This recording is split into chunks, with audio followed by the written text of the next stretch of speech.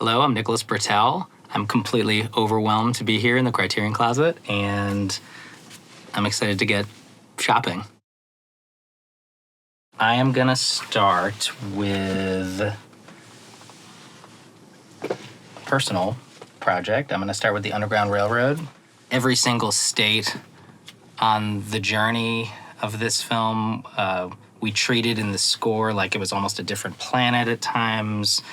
It was like working on multiple movies, but one of the more profound experiences I've ever had. And shout out to Mary Jenkins, Colson Whitehead. Yeah, very special experience. One of my all-time favorites, Citizen Kane. Masterpiece. Interesting footnote on this is that this was actually Bernard Herrmann's first film score. Bernard Herrmann, one of the greatest of all time. And one of the things I love about this, in particular in Herrmann's work, is like you first hear his angular, chromatic sound of how he moves. There's a kind of brooding nature to his music in this. He also wrote the opera excerpt that is in the movie, which is pretty amazing. And I love the way that I love when composers and directors kind of work on the music that's in the movie as well as the music that's underscore, that's sort of in our world. I can't wait to watch this. This might be my favorite movie of all time. The Double Life of Veronique by Kieślowski.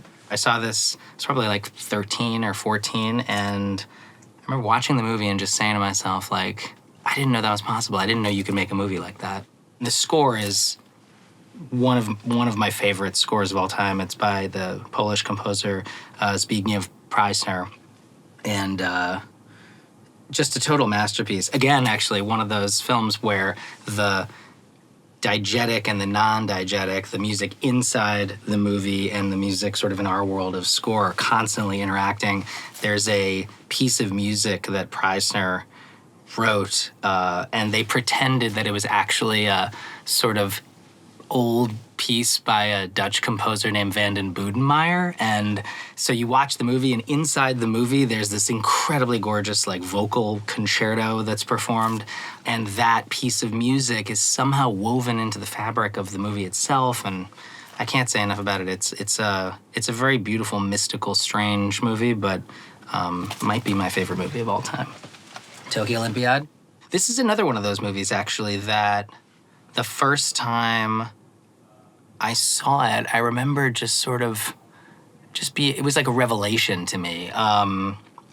Not just the film itself, like it seems like it has its own almost philosophy of filmmaking.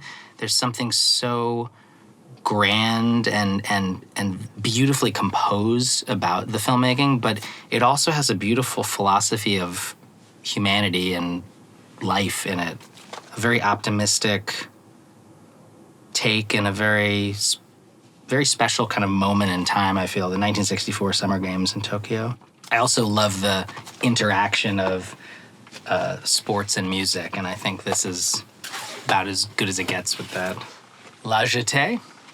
What I love about La JETÉE is it's got so many different elements that are, in and of themselves, very unconventional for a film. You know, so it's like half an hour long, approximately. I think it's short film, still photography, voiceover, narration, science fiction, time travel elements. I mean, it's hard to put into words what it is, but it makes you really think about the possibilities of filmmaking, and how the forms of filmmaking are up to us. There's an infinite possible nature of how we approach movie making and the structures of movies and the types of movies and the art that we make. And I think this is a movie that makes you sort of step back and say, like, what am I doing on a project, or what are we all doing, and are we in forms just because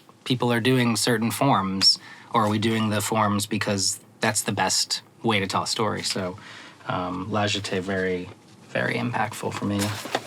I'm gonna grab one more here just because this is too many, but I'm taking Malcolm X. Incredible film. not only on a film level and also Terrence Blanchard's score, the opening with the flag and an incredible trumpet overture, all-timer. Amazing.